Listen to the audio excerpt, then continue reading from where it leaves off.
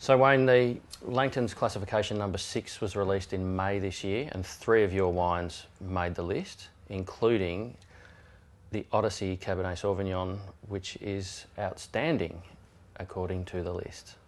It is. Yeah, this was the second wine which made the Langton's classification, which, you know, as a winemaker is certainly one of those goals that you'd like to achieve. This wine is certainly, I think, very different to the Katnook Estate range of wines.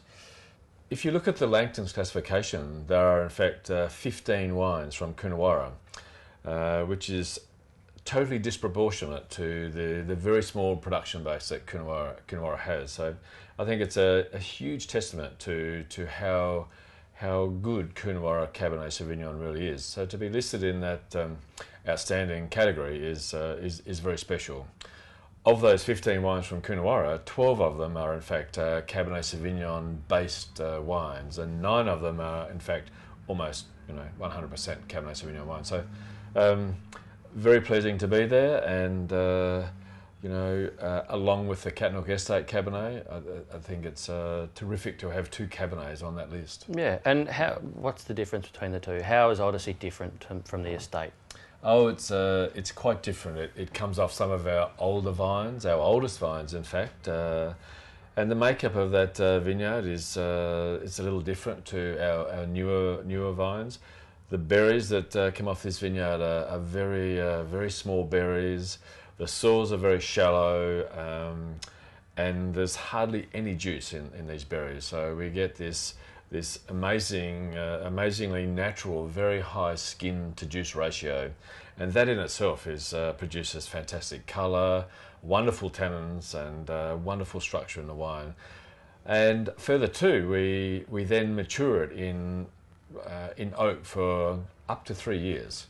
The 2010 vintage, which we've just released, has I think been matured for about 30 to 33 months in oak, and about 80% new barrels, whereas traditionally we'd have a little bit more new oak in that. So this wine is not only I think about the richness and ripeness of the Cabernet Sauvignon in the wine, but it's about the oak and the oak maturation flavours, and those tannin structures are very special.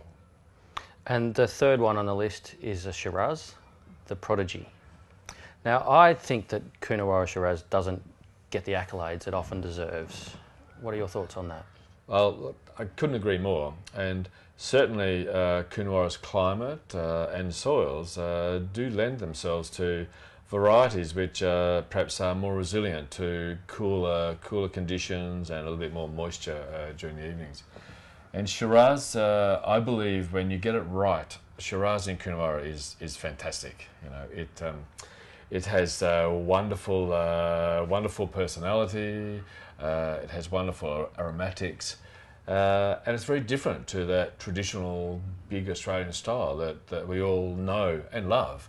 The coolness in these wines are very evident, but to make good Shiraz consistently in Coonawarra, you need to go back to the vineyards and virtually manicure them to ensure that you get that great quality.